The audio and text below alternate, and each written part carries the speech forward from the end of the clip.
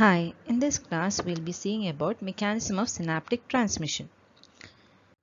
So this question is usually asked as a short essay of 8 marks, and in this you have to write at least these 5 points.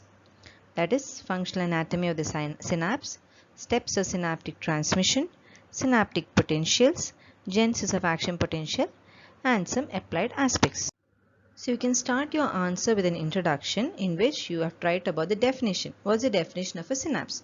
So synapse is a functional junction between two neurons through which transmission of information occurs. Then you have to write the importance of synaptic transmission.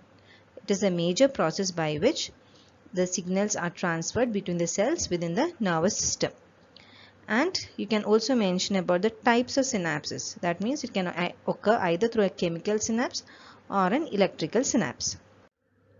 And then you can write about the functional anatomy of a synapse. So the neuron from which the information passes through is called the presynaptic neuron, and the neuron which receives information is called the postsynaptic neuron, and the space between is the synaptic cleft. So here in this diagram you can see that this is the presynaptic neuron from which the information passes, and the neuron which receives it is the postsynaptic neuron, and the space between the presynaptic and the postsynaptic neuron is called the synaptic cleft. So then you can write about the presynaptic axon terminal.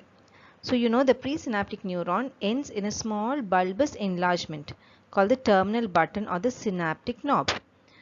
And it also contains some specialized structures called the synaptic vesicles, and that area is modified as active zone. So in this diagram you can see that in this presynaptic neuron there are a lot of synaptic vesicles which contain the neurotransmitter, and the area near the synaptic cleft is modified as the active zone, and it is this area which is there are plenty of calcium channels in this area, and this is specialized for the neurotransmitter release. So this area is called the active zone. Now the postsynaptic axon terminal is modified as the postsynaptic density. So it's in the postsynaptic density that there are cluster of receptors for the neurotransmitter which are released. So in this diagram you can see that this is the postsynaptic density, and there are a lot of receptors which are embedded in this postsynaptic density. Now what are the mechanisms? So when an action potential reaches the presynaptic neuron, it first depolarizes the presynaptic membrane, and this will cause opening of voltage gated calcium channels, and there will be calcium mediated exocytosis, and this will cause the release of neurotransmitter, and this particular release of neurotransmitter is called the kiss and run discharge, because through a tiny hole in the vesicle the neurotransmitter is released and quickly the vesicle is taken back, and the transmitter is released into the synaptic cleft. So here in this diagram you can see that when an action potential reaches the presynaptic neuron, what will happen? There will be opening up of the calcium channels. So what is the function of these calcium channels? There will be influx of calcium ions, and this will cause the release of neurotransmitter from the vesicles. Now let's see what happens to these neurotransmitters. The neurotransmitters will then bind with the receptors on the postsynaptic membrane, and it will cause a conformational change in the receptor. This will open an ion channel, or if it's a G protein it can also generate a second messenger, and it causes a change in the ionic permeability, and thus the membrane potential of the postsynaptic membrane changes.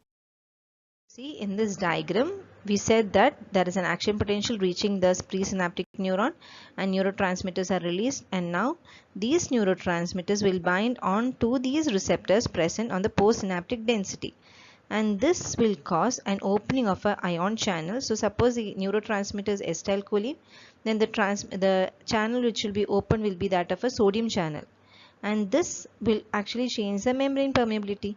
So what will happen to the potential of the postsynaptic neuron? It changes. Okay. So thus when the neurotransmitter binds to the receptor, it will produce change in the membrane permeability and cause synaptic potentials. So just let's see about the synaptic potentials. So based on the neurotransmitter, there can be an excitatory postsynaptic potential or an inhibitory postsynaptic potential. So excitatory postsynaptic potential is when the potential changes towards depolarization, and it is produced by neurotransmitters like acetylcholine and noradrenaline. And the ionic basis is that it causes opening of sodium and calcium channels or even closure of potassium channels. Now, the excitability of the postsynaptic neuron increases to the other stimuli. So, this is the excitatory postsynaptic potential. Now we have the inhibitory postsynaptic potential, in which the potential changes towards hyperpolarization, and it is produced by transmitters like GABA and glycine.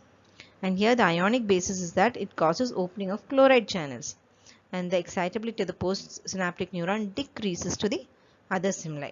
Okay, so that is about EPSPs and IPSPs. Now, how was action potential produced?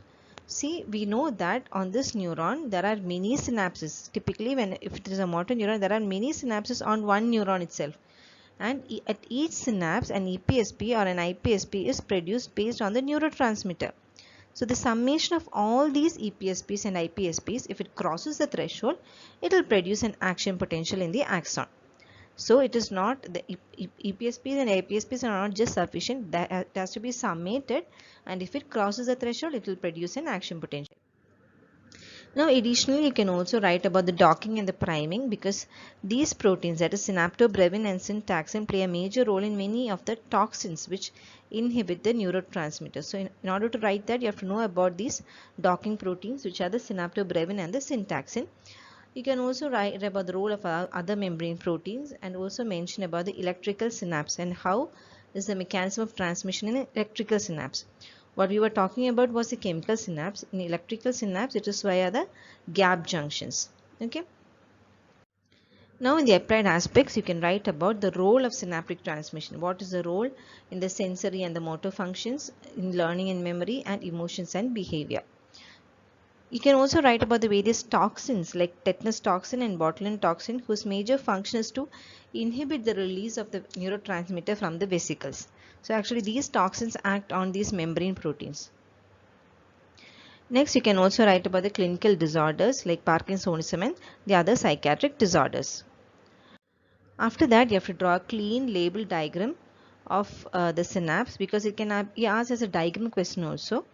So how to draw this diagram? You have to first draw the presynaptic neuron, and then you can show the mitochondria in it. You can draw the synaptic vesicles and also show the active zone on the presynaptic neuron. And then you can draw the postsynaptic neuron and draw the postsynaptic density and show the receptors which are embedded on the postsynaptic density. You can mark the space between the two as a synaptic cleft. Okay. So in a nutshell, what is the mechanism of synaptic transmission? See, when an action potential reaches the presynaptic neuron, there is opening up of the calcium channels, which will cause release of the neurotransmitters from the active zone. The neurotransmitter will now bind to these receptors, and they will cause opening up of sodium channels or opening up of chloride channels depending on the neurotransmitter released, and produce an EPSP and an IPSP. So I hope the concept is clear. Thank you.